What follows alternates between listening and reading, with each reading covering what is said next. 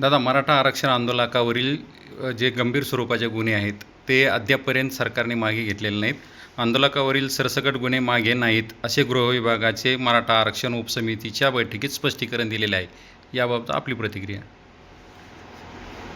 सरकारनं त्याच वेळेस सांगितलेलं आहे की सरसकट या राज्यातले महाराष्ट्रभरातले सगळे गुन्हे मागं घेण्यात येतील, म्हणून त्यावेळेस आपण उपोषणसुद्धा मागं घेतलं होतं.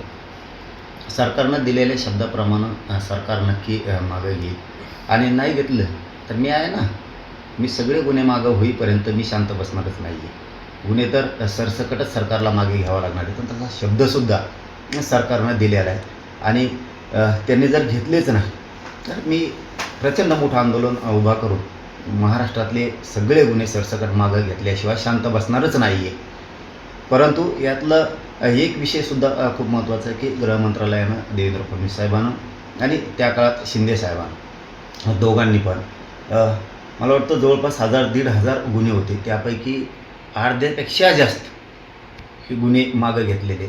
एक जर गोष्ट लक्षात घेतली तर सरकार एक गुन्हासुद्धा साधा मागं घेत नाही, परंतु मी त्यांच्यावरती सातत्यानं आंदोलन करून मराठा समाजावरचे अर्ध्यापेक्षाही जास्त गुन्हे मागं घ्यायला लावले. जवळपास 800-850पेक्षा जास्त गुन्हे वापस घ्यायला लावले. राहिलेलेसुद्धा मी सगळे गुन्हे माघारी घ्यायला लावणार आहे. आणि त्यातलं एक असं आहे की काही गुन्हे जवळपास 60-62 गुन्हे जे येतं ते सुद्धा न्यायालयात प्रलंबित येतं आणि ते पण न्यायालयातून सरकारनंच ती मागणी केली की हे गुन्हे मागं घेण्यात यावे. ते सुद्धा 100% मागं होणारच आहे. आणि जे 80-81 गुन्हे राहिले त्याच्याबद्दलचा विषय विभागीय जी समिती आहे त्यांची, त्या विभागीय समितीनं अहवाल द्यायचा आहे. त्यामुळं विभागीय समितीनं अहवाल दिला की ते पण गुन्हे मागं होणारच आहेत. जरी बातम्या काही अशा जरी आलेल्या असल्या तरीही काय कुणी काय म्हणायचं त्याला, कुणी काय नाराज व्हायची काही गरज नाही, टेन्शन घ्यायची काही गरज नाही. कुणी आपण सरसकट गुन्हे मागं घेणार आहेत हे अंतिम सत्य, आणि मी शांत बसणार पण नाही आहे. सरकारने जरी त्यांच्या शब्दापासून बदलले, देवेंद्र फडणवीस साहेब जरी त्या शब्दापासून बदलले, तर मी त्यांना एकालाही बदलू देणार नाही. या राज्यातले सगळे गुन्हे मागं होणार, त्यामुळं कुणीही काही लोड घ्यायची गरज नाही. मी बघतो हे कसं काय मागं घेत नाहीत ते, मी आहे ना खंबीर, हे कशा मागं घेत नाहीत तर ते बघतोच मी. परंतु जे राहिलेत गुन्हे हेही समाजानं समजून घेणं खूप गरजेचं आहे. त्या गुन्ह्याबाबत विभागीय समितीचा अहवाल सरकारकडे जाणं गरजेचं आहे. तो आणखीन गेलेला नाही मागं घेण्याच्या बाबत. विभागीय समितीने हे गुन्हे मागे घेण्यात यावे असं एकदा सांगितलं की सरकार ते पण मागं घेणार आहे. त्यामुळे गुन्हे कुठलेही राहणार नाहीत आणि सरकारनं पण सांगितलेलं आहे की आम्ही सरसकट गुन्हे मागं घेऊ. आणि याच्यात हे काम करत असताना ही झाली एक बाजू. मी तर सरकारवरती सातत्यानं आंदोलनं करून गुन्हे मागं घ्यायला लावणारे, आरक्षण पण सगळं घेणारे, मी काहीही ठेवणार नाही. परंतु हे होत असताना दुसरी पण एक गोष्ट खूप महत्त्वाची, जी समिती उपसमिती मराठ्यांसाठी स्थापन झालेली, जी गठीत झालेली, त्या उपसमितीच्या मंत्रिमंडळाच्या अध्यक्षानं, त्या अध्यक्षानं कोण आहेत यांनीसुद्धा मराठा समाजाच्या प्रश्नाकडे लक्ष ठेवलं पाहिजे.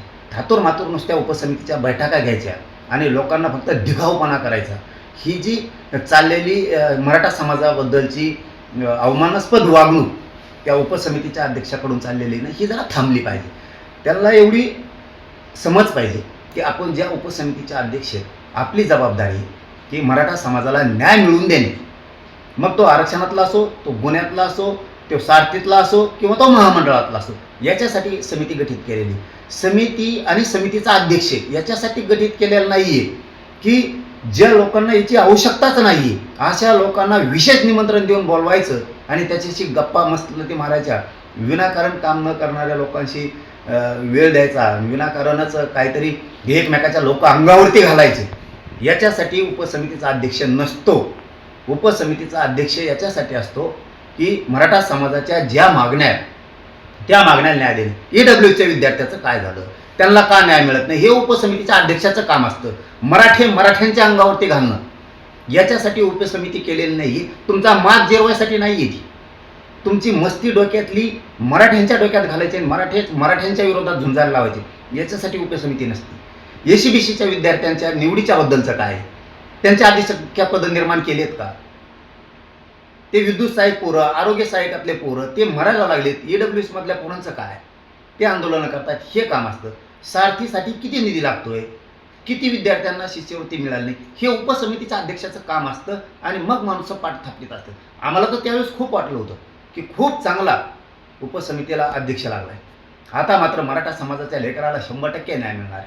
परंतु मात्र त्यांनी उलट्या दिशेने उपनायला चालू केलं. मराठ्यांच्या अंगावरती घालायची ही चळवळ सुरू केली. म्हणजे तुम्हाला प्रश्न सोडवायचे नाहीत, पण मराठ्यांच्या अंगावर घालायचे. यांनी तुम्ही कधीच मोठे होणार नाहीत. तुमच्या डोक्यात काही हवा शिरली असेल की मी मराठ्यांचे प्रश्न दाबील, मराठ्यांच्या अंगावरती घालील आणि मग त्यातून आता तुम्ही रडणारच ना. तुम्हाला प्रश्न सोडताय ना तो उपसमितीचा अध्यक्ष झाल्यापासून मराठ्याचे. मग काय करायचं? तो नुसतं मीडियात कलगीतुरा लावून द्यायचा मराठ्यात. तुम्ही जिंकणार नाहीत, लक्षात ठेवा. तुम्ही खूप खोल चिखलात चाललात आता. तुमची ही जबाबदारी. सारथीच्या विद्यार्थ्याची कसं काय शिष्यवृत्ती येत नाही? NMHचा विषय काय आहे? किती डिप्लोमा होते? ते का बंद पडले? का संख्या कमी केली विद्यार्थ्यांची? परदेशात किती विद्यार्थी आहेत? त्यांच्या पैशाचं काय झालं? का ओबीसीच्या धर्तीवरती ओबीसींना ज्या योजना आहेत त्या मराठ्यांना का नाही आहेत? बरं आहेत तर किती आहेत? का बंद पडल्यात? किती पडल्यात सारथीच्या? हे बघायचं अध्यक्षाचं काम नाही का उपसमितीच्या? नुसतेच बोलायचं मराठ्यावर चढून घालायचे. याच्यासाठी उपसमिती नाही अध्यक्ष नेमलेलं तुम्हाला. सारथीला महामंडळाला किती निधी पाहिजे? किती पोरांचे परतावे थांबलेत? LY का बंद आहे? किती पोरं कर्जबाजारी झाले? हे बघायचं काम नाही का तुमचं? का नुसते मराठ्यांच्या अंगावरती घालायचं? असले बेचाव कामं करायसाठी तुम्हाला उपसमितीचा अध्यक्ष नाही केलं. आज मराठा तुमची पाठ थापटत होतं. हाच माणूस मराठ्यांना न्याय देऊ शकतो. पण तुम्ही निकामी एक.